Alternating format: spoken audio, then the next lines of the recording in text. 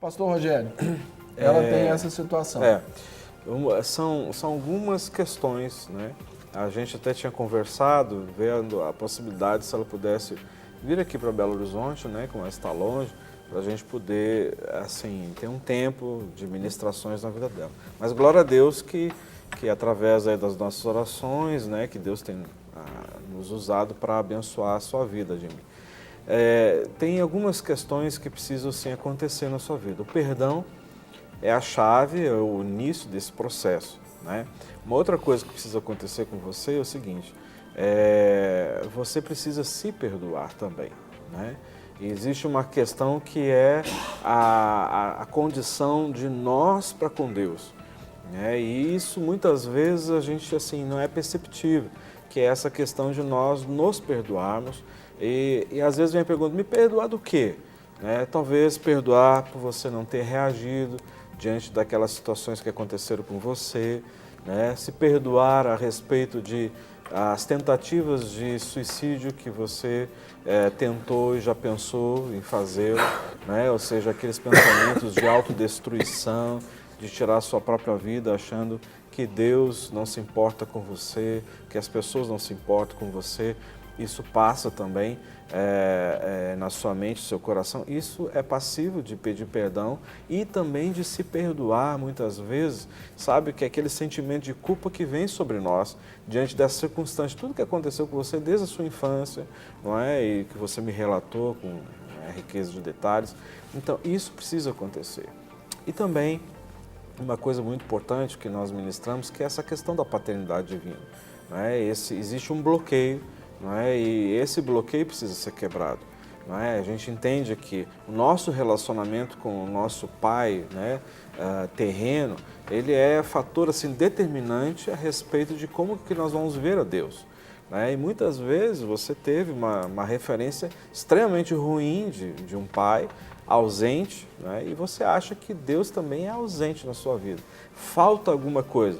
Então, essa alguma coisa, que na realidade é muita coisa no mundo espiritual, então precisa acontecer dentro de você, que você disse, eu não consigo. Então, isso é passível de uma ministração e a gente precisa abordar assim, algumas coisas para você entender o amor de Deus, a gente passar pela Bíblia vários textos, não é, a respeito disso e a presença do Espírito Santo. Então, como o nosso tempo aqui é muito curto, não é, eu assim, ainda coloco diante de Deus e coloco diante de você essa oportunidade, né? Se você tiver condições de vir para cá, eu creio, passar uma semana com a gente aqui seria assim de suma importância. E Deus, eu tenho certeza que é o dono de todo ouro e toda prata e vai gerar condições para você poder estar com a gente aqui, viu? Amém, em nome de Jesus. E aqui respondendo também a Heloísa aqui de BH, ela nos solicitou que repassássemos para ela os temas já abordados, né? Desses 7 choros aí de José. O primeiro foi o choro da conscientização da ferida, né? Ele não se esqueceu lá da terra da aflição. O segundo, o choro da confrontação. 3, o choro da cura. 4, o choro da restituição da identidade. O visto ontem, o choro da restituição familiar. O de hoje, o choro da transferência de legado. E o de amanhã, Heloísa, vai ser o choro da cura dos irmãos, né? Que aí vai falar sobre isso. Meus queridos pastores, estamos aqui já caminhando para a reta final aí do programa. E então, para a gente sintetizar para o pessoal de casa aí, esse legado. Você estava falando, Rogerinho, você lembra o que nós fomos entender? Então, por gentileza. Então, com relação ao investimento, os filhos normalmente têm o mesmo investimento. A diferença é como você responde a esse investimento. Então, quando a gente olha a transferência de um legado, quem teria o direito a esse legado? Inicialmente, perante os costumes, seria o filho mais velho, o primogênito, e não José. Mas o primogênito, ele desnudou o pai, ele desonrou o pai, deitando-se com a mulher do pai.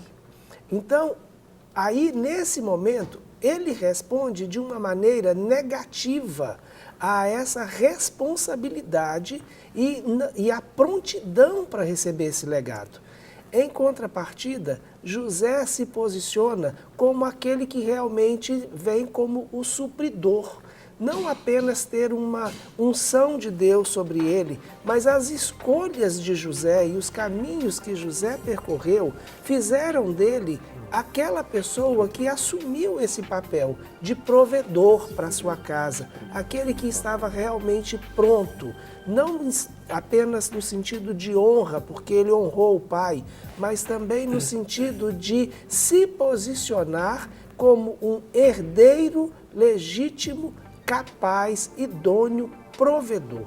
Então, quando José é estabelecido com essa função, Jacó reconhece essa função sobre ele e libera essa unção e transfere esse legado sobre ele. E vale salientar, Sérgio e também Rogério, que nós estamos falando aqui de um legado abençoado, porque também existe legados malditos.